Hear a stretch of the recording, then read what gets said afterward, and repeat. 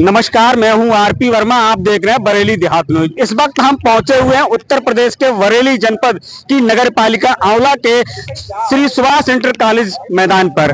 आज उत्तर प्रदेश सरकार के पशुधन मंत्री द्वारा 9 वृद्ध गौशालाओं का यहां पर लोकार्पण हुआ है।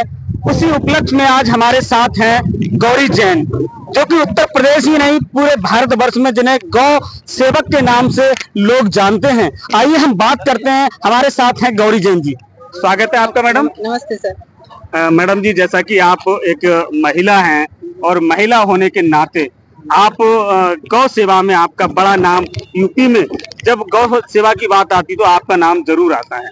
जी, ये मेरा सौभाग्य है कि मुझे गौ सेवा का मौका मिला है और मैं 20 साल से ज्यादा से बूढ़ी गाय के लिए काम करती हूँ। मेनली मेरा काम है कि जब गाय हमारी दूध देना बंद कर देती है तो उसके बाद भी, चाहे वो घर में एक गाय पल रही हो, चाहे किसी के यहाँ डेयरी हो या गौशाला में 100 से ज्यादा गाय पल रही हो, तो जब वो दूध देना बंद कर दे तो हम गोबर और गौमूत्र से ही उसका खर्चा निकाल सकें। तो इस चीजों के लिए मैं गोबर और गौमूत्र से चीजें बनाना सिखाती हूँ लोगों को, और ताकि हमारी बूढ़ी गाय जो है वो कसाई खाने में जाने से बचे। तो मेन काम तो गाय को कसाई खाने से बचाना है। मैडम जी, जैसा कि तमाम जो लोग हैं जी, बहुत सारे लोग अपने घर पर रह के ही गौ सेवा करते हैं, लेकिन आप महिला होने के नाते पूरे प्रदेश के अंदर मतलब घूमकर सेवा करती हैं, गौ सेवा करती है। तो ये प्रेरणा आपको कहाँ से आई? असल में मैं तो पहले गाय के लिए ही काम करती थी और जगह जगह सारी गौशालाओं में जाके गोबर और गौमूत्र से चीजें बनाना सिखा रही थी। लेकिन इसी क्रम में मेरे को जो हमारे ये माननीय मंत्री जी हैं धर्मपाल सिंह जी, उन्होंने मुझे कई अवार्ड्स दिए थे इन्हीं सब कामों के लिए। तो वो उनकी निगाहों में आई तो उन्होंने कहा कि मैडम, हमारी एक गौशाला है खनगावा शाम में, जिसमें 350 से ऊपर गोवंश रहता है। उनकी स्थिति थोड़ी खराब है, तो आप उस गौशाला को चला लीजिए। तो मेरा बहुत बड़ा सौभाग्य है कि उन्होंने मुझे ये गौशाला दी और अब मैं उस गौशाला में गाय का सेवा कर रही हूँ। मैडम, जैसा कि अभी आपने उत्तर प्रदेश सरकार के पशुधन मंत्री द्वारा बताया कई अवार्ड मिल चुके हैं, क्या आपको राज्य सरकार या कोई भारत सरकार द्वारा भी कोई अवार्ड मिला है? मुझे पुरुषोत्तम रूपाला जी, जो हमारे कैबिनेट पशुपालन मंत्री जी हैं, वो भी 4 अवार्ड दे चुके हैं।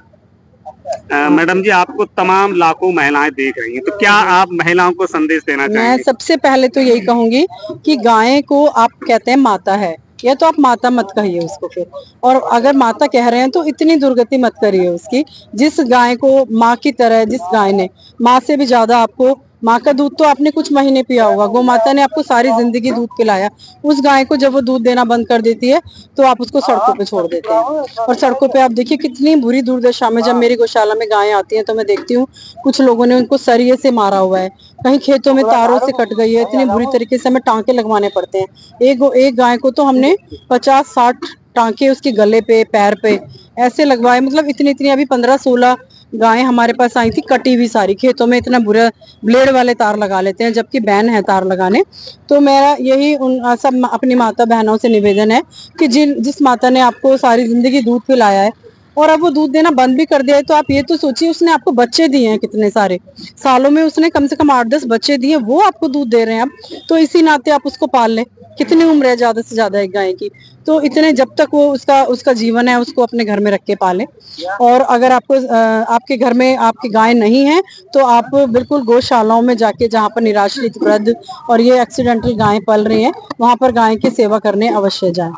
और जैसे अब मैं चला रही हूँ तो बहुत मुश्किलें आती हैं अकेले, हालांकि मैंने गौशाला ले ली, बहुत शुरू में बहुत ही मुश्किलें आई, सभी तरीके से तन मन धन से सेवा करनी पड़ती है, पैसों से भी बहुत, इतना खर्चा, 350 गाय का खर्चा, पूरी इतनी बड़ी गौशाला की का मेंटेनेंस पूरी, और स्टाफ भी है हमारा 10 से 15 तक स्टाफ रहता है, उसकी सैलरी 1 लाख से ऊपर। तो इतना सब करना हमारा पैसों से भी, और फिर यहाँ पे आके सेवा करने का भी पूरा काम होता है। अगर आप कहीं भी किसी भी गौशाला के आसपास जहाँ भी रहती हैं, आप वहाँ जाके सेवा करें गाय की सेवा करने के लिए। मैंने जितना पढ़ा है शास्त्रों को, मैंने जाना है कि जब हम मर जाते हैं, जाने के बाद भी हमें गौ माता ही हमें पार उतारती है। जब हम अपने बुरे कर्मों से, मैंने सुना है, फंसे हुए होते हैं उस दलदल में, तो गौ माता हमें अपने पूंछ पे लेके जाती है। और तो मतलब कम से कम अपना इस लोग को भी सुधारें, दूसरे लोग को भी सुधारें और गौ माता की ऐसी दुर्दशा ना करें। गौ माता को बिल्कुल भी अपने घरों से ना निकालें। और अगर बहुत ही खराब स्थिति कम से और कसाईयों तक को बेचते हैं लोग, आप कम से और उसको अगर गाय को रख रहे हैं तो कसाईयों को ना बेचें बिल्कुल भी, और सड़कों पे ना निकालें, उससे भी बुरी दुर्दशा है। अगर मैं कहूँ कि चलो कसाई तो उसको मार देते हैं, लेकिन जिस स्थिति में आपने उसको छोड़ दिया है तो वो तो रोज मरती है। जैसी खराब स्थिति में सड़कों पे वो घरों में अच्छे से पली है, फिर सड़क पे उसको खाने के लिए उल्टा सीधा कुछ नहीं मिलता, पन्नियां खाती है। पन्नियों में भी हम लोग खाना डालते हैं, अगर अपने घर का बचा हुआ खराब हुआ हुआ आटा फेंक रहे हैं, पन्नियों में बांध के डाल देते हैं। अब गाय के तो हाथ नहीं है ना कि वो खोल के पन्नी हटा के उस आटे को खा लेगी, तो पन्नी सहित खाती है। एक एक गाय के पेट में हजारों कुंटल पन्नियां इकट्ठी होती रहती हैं, बीमारियां लगती हैं, सड़ सड़ के वो गाय मरती हैं।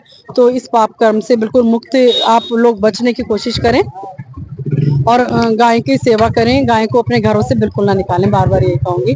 और हाँ, एक चीज और, जब मैं गायों में आई हूँ, अब मैं गौशाला की वजह से गांव से जुड़ी, तो मैंने देखा कि हालांकि मैंने सिर्फ हरे चारे का ही उत्पादन किया, यहाँ पे जो सब लोग खेती करते हैं, तो मैंने देखा इतना भर भर के यूरिया डीएपी यहाँ पे लोग इस्तेमाल कर रहे हैं, पेस्टिसाइड्स डाल रहे हैं, मीन्स जहर खिला रहे हैं। शहर के लोगों को पता नहीं है कि कितना जहर वो परोस रहे हैं, और खुद गांव के लोग भी तो वही खा रहे हैं, कुछ अलग से अपने लिए थोड़ी कुछ और खा रहे हैं, वही आप खुद भी खा रहे हैं। तो थोड़ा होश में आए। 40 साल पहले हमारी 1 ग्राम मिट्टी में 4 करोड़ मित्र जीव होते थे, और आज आप देखिए यूरिया डीएपी डाल डाल के हमने सारे मित्र जीवों को मार दिया है। तो आप इन सबको छोड़ें और गोबर को, गाय के गोबर को ही से ही खेती करके देखें। मैंने अपने यहाँ अपनी गौशाला के आसपास 30-40 बीघा में हरा चारा उगाया है, और एक बार भी मैंने उसमें कभी आज तक कोई केमिकल नहीं डाला। और आप जाके देखिए उसकी क्वालिटी इतनी अच्छी क्वालिटी है, गाय इतने शौक से खाती है, गाय को कोई बीमारी भी नहीं है। क्यों? क्योंकि बिना केमिकल का हरा चारा खा रही है। तो आप लोग क्यों नहीं उगा सकते हैं अपना गेहूं धान वगैरह बिना केमिकल के उगाएं? अब हम अपने जो है देसी गौ माता का गोबर है हमारे पास, सारी जो मेरी गौशाला में गौ माता है वो सारी देसी हैं, तो वो सारा गोबर से हम बहुत अच्छी जैविक खाद बना रहे हैं। आप उसका प्रयोग करके देखिए। मैं पूरा प्रयोग कर रही हूँ उसका, 10 महीने हो गए हैं मुझे, और बहुत अच्छे परिणाम उसके आ रहे हैं। जब आप इस को यूज करेंगे इसको, तो आप देखेंगे कि आपके अनाज में, आपकी सब्जियों में, फलों में अलग ही तरीके का टेस्ट होगा, और उसकी गुणवत्ता भी अधिक होगी, उसका उत्पादन भी अधिक होगा।